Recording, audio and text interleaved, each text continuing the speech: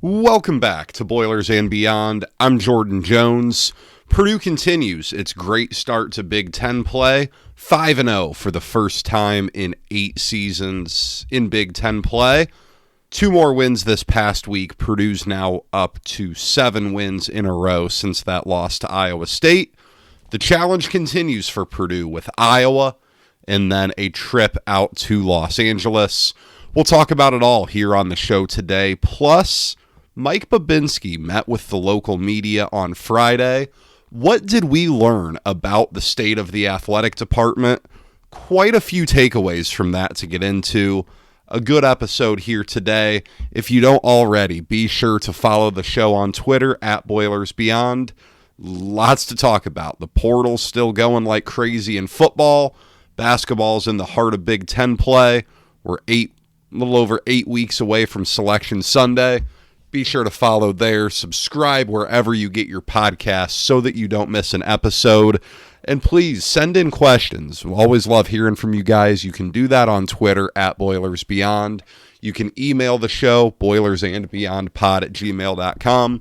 Just let me know what you want me to talk about, Purdue-related preferably, and we'll talk about it. But this past week, Purdue 81, Washington 73, Purdue 93, Penn State 85.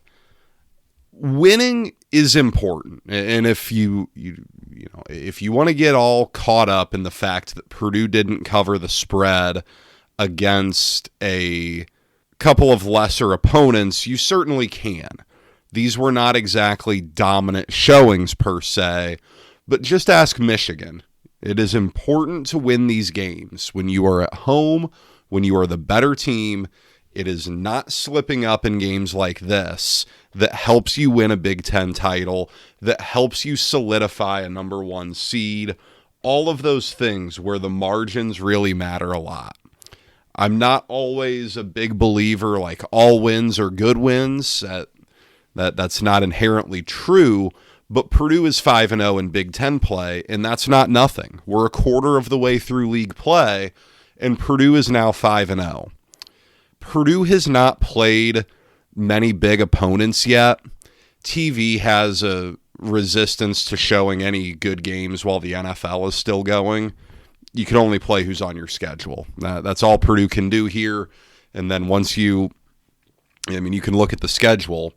Purdue comes home from the West Coast, it gets Illinois, and then it's got a lot of big games really lined up one after another until the end of the season. But in this Washington game, Purdue was really handling that game comfortably, and then Braden Smith picked up his 3rd foul in the first half, and the game just got weird.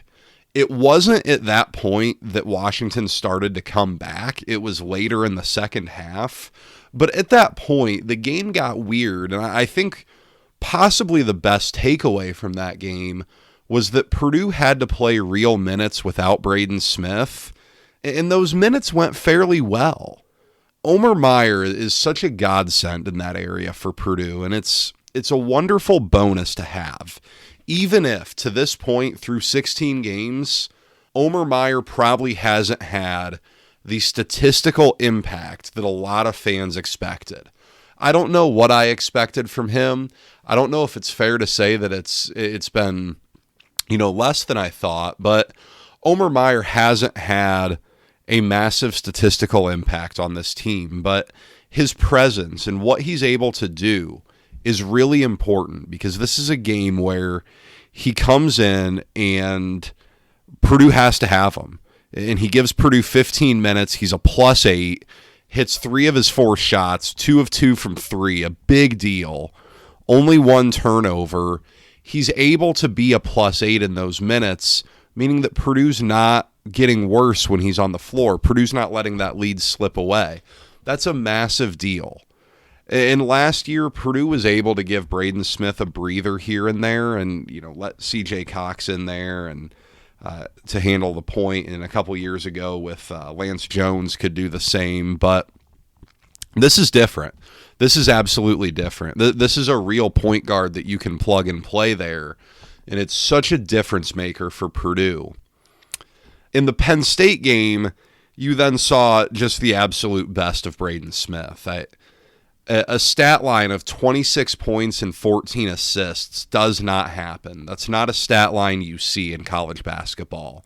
It is so rare that a player impacts a game that dramatically that he's able to contribute to that many points. It's unbelievable. And it comes off of a Washington game where he had 23 and 7 with foul trouble.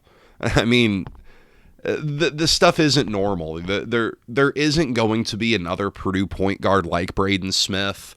I was sitting at the game with my stepdad on Saturday, and he says, you just can't replace that. And you can't. Purdue will never replace that. But just enjoy it while you have it, because that was awesome. That was a player just dominating a game, a player taking it over, a player who has disappeared from these National Player of the Year races for no good reason other than that Purdue lost to Iowa State. Really bizarre, but he's been awesome. He's having another awesome season, and as some really big games come up, I think we know at this point, in some of those games when Braden Smith gets to play high-level guards on the other team, he does really, really well.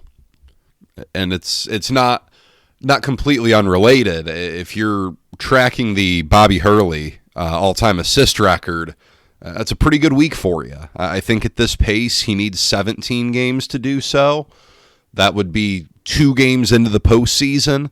You'd love to have a few more games like the 14 assists against Penn State. You get a game where Purdue is able to score at will on offense, and he can really dish some out. That's going to help him a lot. And it's not a big deal in the sense that it changes the outcome for Purdue or anything, but it's a big deal because he deserves it. He's been that good. He's been that unbelievable of a player at Purdue, and the chance to set an NCAA record is so few and far between that if he can do it, it would be really, really cool for him. It'd be really, really cool for Purdue.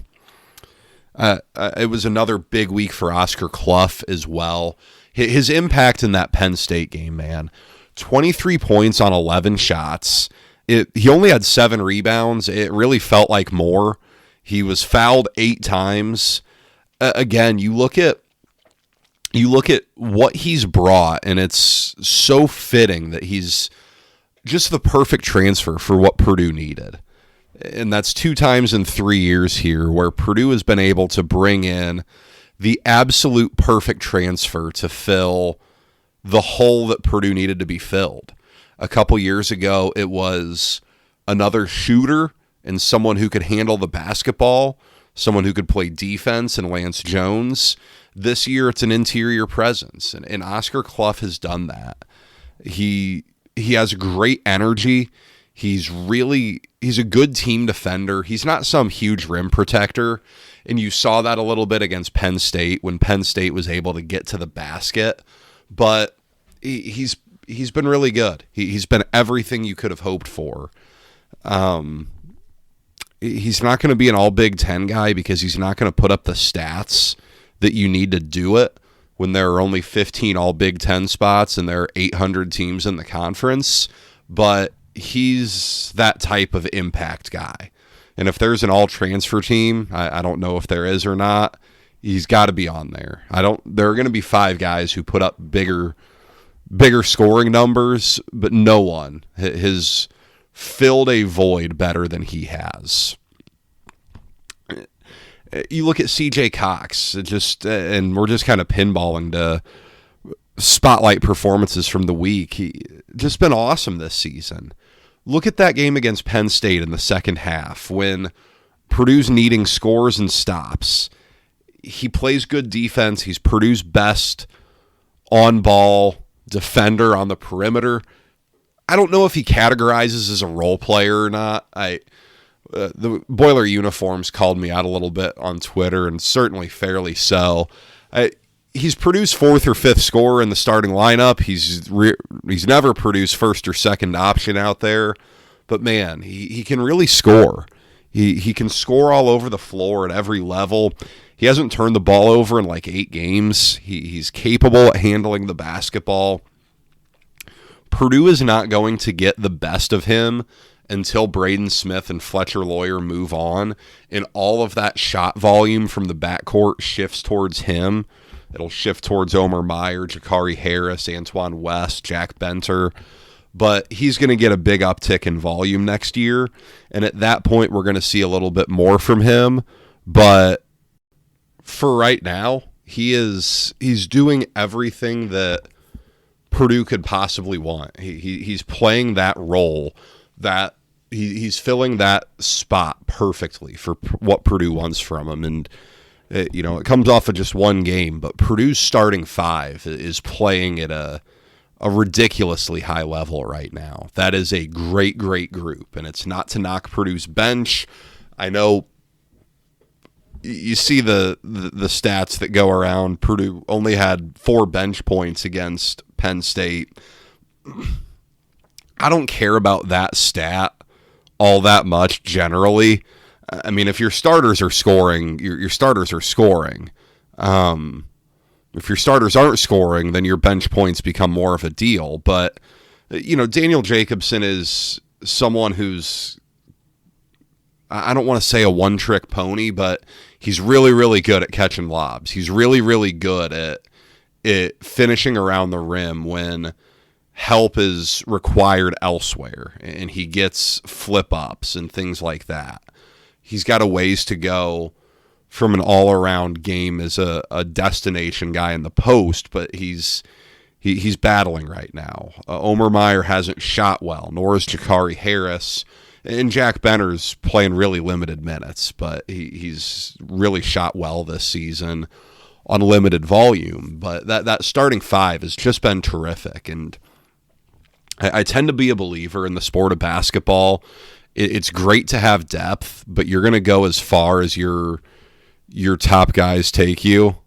And right now, and just as the case with Purdue, the top guys are really, really good. The top guys are just terrific, and it's shown even further. There's another milestone this week with Fletcher Loyer hitting 1,500 career points, and as you start to look at his body of work, it's impressive. At the current pace he's on this season, he's going to finish inside the top 15 in the career scoring list. And at this rate, he's going to pass Carson Edwards for the most made threes in school history. Yes, I know Carson Edwards only played 3 years. They're going to be pretty equal in shot attempts from three-point range. That's going to be right around the same number. Look, Fletcher Loyer is going to go down as the most underappreciated and over-criticized player in Purdue history. It drives me absolutely nuts. Some of the narratives that exist around Fletcher Loyer, some of the just ridiculous conversation. I mean, this is a 1,500-point scorer. He's going to get over 1,700. He produced 102 and 24 with him as a starter. He's going to score in double figures all 4 seasons as a starter. The dude can play. And that the plus-minus stat really is telling with him, because he opens up so much for Purdue on offense. When teams have to account for him at all times, wherever he's at, you cannot help off him because it's a layup if you give him up. If you give him a wide open 3, it might as well be a layup. He's going to hit that. It's just way too high of a clip to accept if you're a defense. So he's such an important piece out there. I don't know if fans will really feel it until next year. If fans feel it next year, Purdue looks to have a pretty good 3-point shooting team again. But he's a terrific player. He's nowhere near as bad on defense as folks like to make him out to be. He's pretty good team defender. I don't know that he's a great isolation defender. I don't know that Purdue has any great isolation defenders. It is what it is. When you really prioritize skill, sometimes you give up a little bit of that. You saw it this week. I mean, Purdue did not have a great defensive week. You've got to keep plugging along there. Penn State hit some shots you don't expect. The kid from Gary hit 4 threes for Washington. I don't think that was necessarily in the scouting report, but you just got to keep improving there. Got to make it as hard as possible for opponents. That probably wasn't the case against Penn State, but we'll see what Purdue can do moving forward here. A pretty nice matchup on Wednesday night when Purdue hosts Iowa. It's a brand new Iowa program under Ben McCollum. A great hire. Really, really good hire. Came in from Drake. He was at that Northwest Missouri State where he won a bunch of D2 national titles before that. It's a one-man show. It is Bennett Sturts. That team, everything about it runs through Bennett Sturts.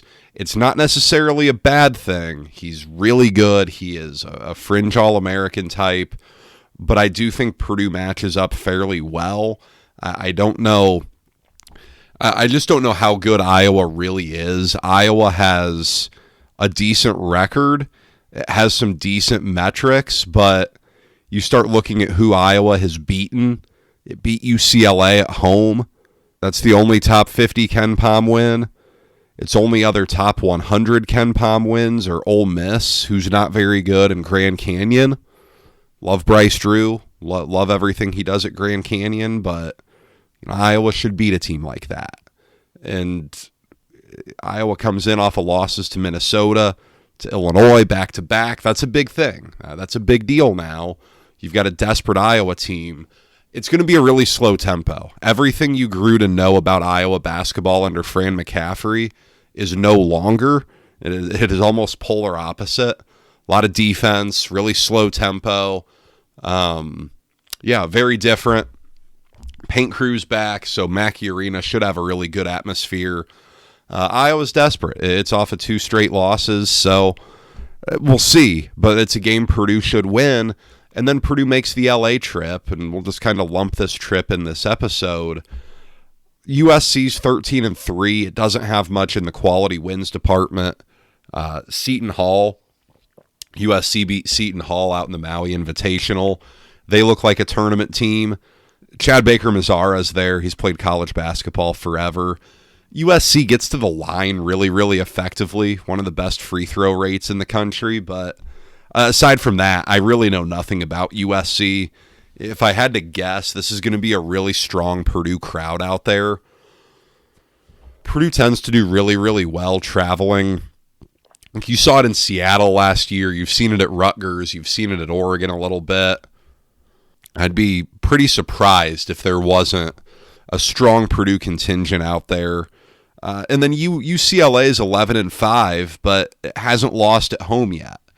Washington is the best win, but it played Arizona really closely. Tyler Bilodeau's a bigger guy, kind of a stretch 4. I don't know if they play him at the 5. He's pretty small to play the 5, but he can stretch you out, shoot from outside. Donovan Dent, nice point guard, not much of a shooter, but really nice point guard. The game's a 10 p.m. Eastern tip-off. Just Purdue will be out there already, so I don't know that the body clock will be that big of a deal. Purdue played a 9:30 tip-off at Washington last year, as I remember it, and Purdue was fine in that game. It started slow, but won. You got to love the Big Ten. It's all so absurd. It really is. It's nonsensical, but a good thought I picked up, and all credit to John Rothstein. He's the original mastermind of this thought. Keep in mind where the West Coast teams were before you play them. USC's at home. It played at Minnesota on Friday, won in overtime, so it's been home since Saturday morning. It plays Maryland on Tuesday in LA before Purdue. USC will be there. But for UCLA, it comes off of a road game. It's got a Wednesday-Saturday week at Penn State and Ohio State this week. Then it flies back to LA to play Purdue. So UCLA will get home from the Midwest on Saturday night, play Purdue on Tuesday night. It's probably not an ideal timing spot for UCLA either. These trips are never easy. You know, you look back at Michigan State last year, who went 17-3 in Big Ten play, and 2 of the 3 were in LA to the 2 LA schools. If you're Purdue, you just got to keep winning. You got to find a way to go out there and win. From a seeding perspective, everything is there for you. You're probably in the driver's seat in the Big Ten right now with Michigan losing. Nebraska's undefeated as well. You do go to Pinnacle Bank, but, I don't know. I don't want to sell Nebraska short, but I do just keep waiting for the rug to get pulled out from underneath them a little bit. We'll see. Great story, though, out in Lincoln. What a season. But, everything's there. If you're Purdue, you probably are ahead of Michigan on the seeding perspective right now. That's a quad 2 loss for Michigan. Purdue's was not. So you just got to keep stacking wins. That's all you can do at this point. It's 2026. The new year is here. It's another year where, away from the podcast, I get to help Indiana residents with their insurance coverages. As an Indiana Farm Bureau insurance agent, I'm here to make sure your insurance program is exactly where you need it to be. From home and auto to life and business insurance, I can do it all. Give me a call at 317-846-5861 or email me, jordan.jones@infarmbureau.com. Let's make sure you're all set for this year. On Friday, Mike Bobinski spoke with the media for the first time in a while. Went on for about an hour. If you haven't listened to it, you really should. It's over on goldenblack.com's YouTube channel. Really, really good stuff. It was a really interesting hour-long Q&A where he talked about a really wide variety of topics. And if you're kind of a nerd about this stuff and you're into the big picture, athletic administration stuff, if you're into the women's basketball program, Mike Carmen talked about that with him a little while. The athlete compensation, the Big Ten with private equity, a lot of really interesting discussion points. And I guess I'll hit on a few of them here. I thought it was interesting and somewhat telling to hear him talk about how fundraising for a collective was really difficult for Purdue. And it wasn't all that hard to figure out in real time that Purdue wasn't exactly a major arms dealer in the NIL collective space when teams were just kind of throwing that around to get players. The question now is whether that type of funding of rosters can be eliminated from the sport, because right now it's very clear there are some skirting of the rules ways to get around the clearinghouse. So it sounds like, a lot of the MMR stuff with Learfield and Playfly and getting corporate sponsors to do some of this. Yeah, I get it. I don't know how much the College Sports Commission will really be able to do about that. It's obvious that is not the intent of the rules on NIL, but there comes a point where the NCAA just loses lawsuit after lawsuit, and I think any attempt to artificially cap what players can make is going to get shot down in court.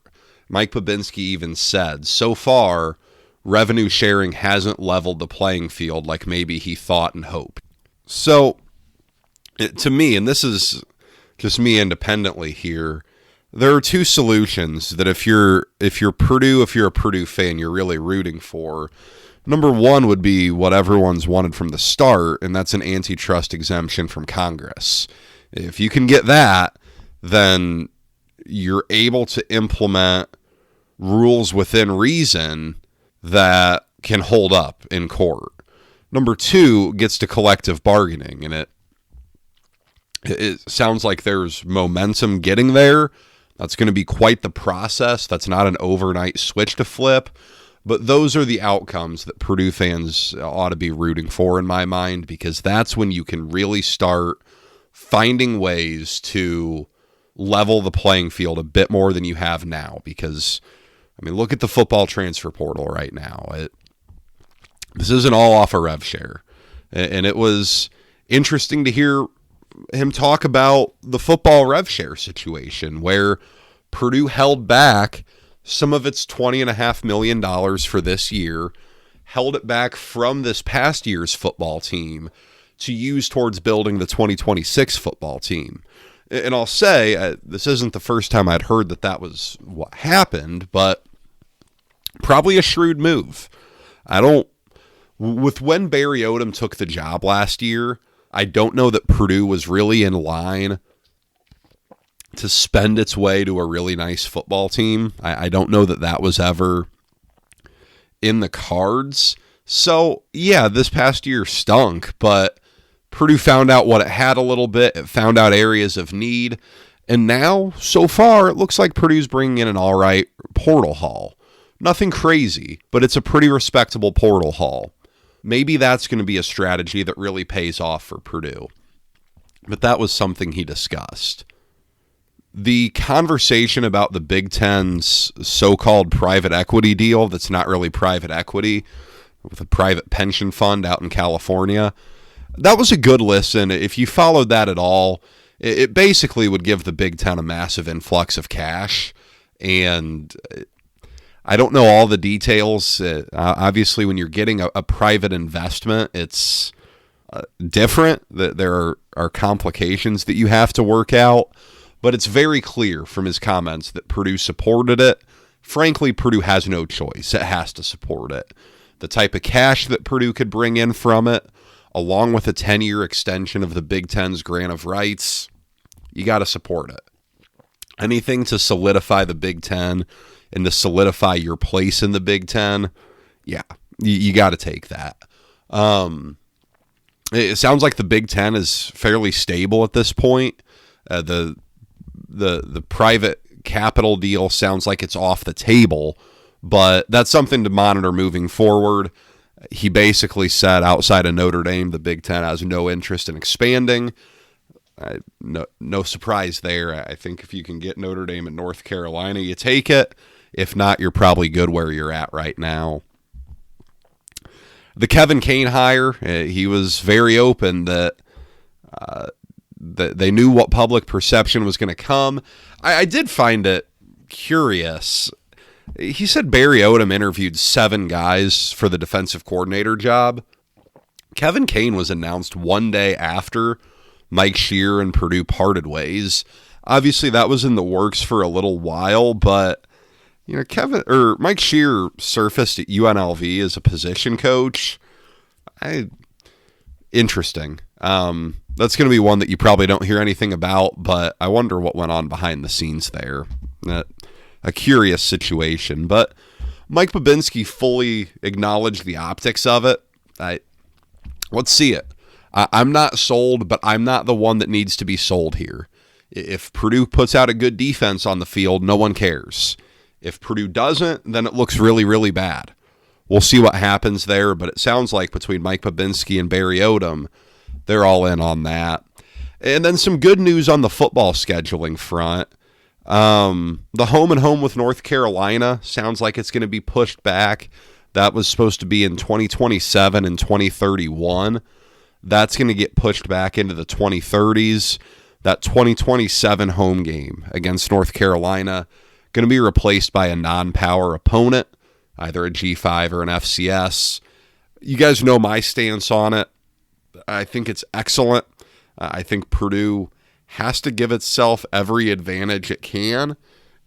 And while the Big Ten doesn't require you to play these non-conference games against power conference opponents, there's no reason to.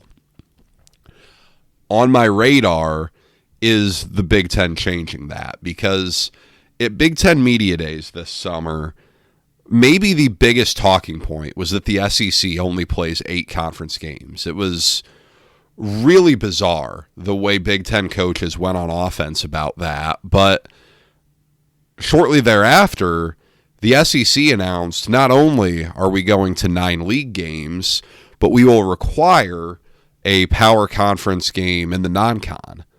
The Big Ten doesn't do that right now.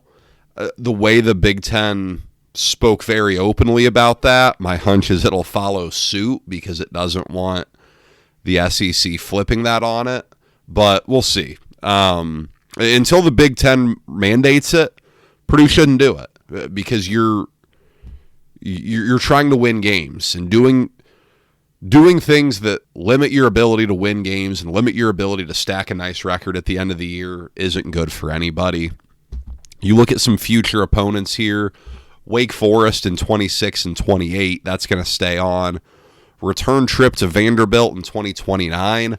That comes a decade after the first game of the home and home in West Lafayette. The following year, Purdue makes a return trip to TCU. That game was played back in 2019. And then out into the 33 and 34 seasons, Purdue has that home and home with Ole Miss. That thing's been scheduled forever. That thing was scheduled in like 2019 or so. It's always hilarious how far in advance this stuff gets scheduled, but really interesting stuff. If you're into Purdue sports, I think you should really go listen to it. He talked about the women's basketball program, talked about Holloway Gym, how you can kind of maximize some revenues there. Really interesting stuff. And then I had a Q&A of top 5 favorite Purdue regular season wins over the last decade. This is kind of just shooting at the hip here. Let's go the 2017 Purdue beats Indiana on senior night. That was to win the Big Ten, Purdue's first Big Ten regular season title in 8 years, I believe. That was Caleb Swanigan's last game at Mackey. Everyone knew it at the time, but for him to get the Big Ten title, the culmination of that story that with what we know now is even more emotional, but that was really, really cool. 2020, Purdue beating Indiana in Assembly Hall when Bob Knight came back for the first time since he got fired. Unbelievably just savage stuff. That wasn't a very good Purdue team, but Bob Knight announces he's coming back. Purdue goes in there and handles that game pretty comfortably. And then Matt Harms gets asked about it in the post-game press conference and says, we have our legend here. We don't really care, referring to Gene Cady, and saying they don't really care about Bob Knight being there. That was wild. That was a really, really cool one for Purdue fans, especially just, the grip Bob Knight had over the state, the absurdity of the character of Bob Knight. That was a really big one. 2024, Braden Smith puts the State Farm Center to sleep. Purdue comes back, beats that Illinois team. Terrence Shannon Jr., Marcus Damas, Coleman Hawkins. Really good Illinois team. Purdue goes in there and wins. And I don't remember the timing of that, but that might have gotten Purdue the outright Big Ten title. I think Purdue had already clinched a share. I know it had because there was confetti at the game before that. But I think Purdue got the outright Big Ten title that day. MLK Day of 2023, that was the daytime game at the Breslin Center. Zach Edey hits the game winner.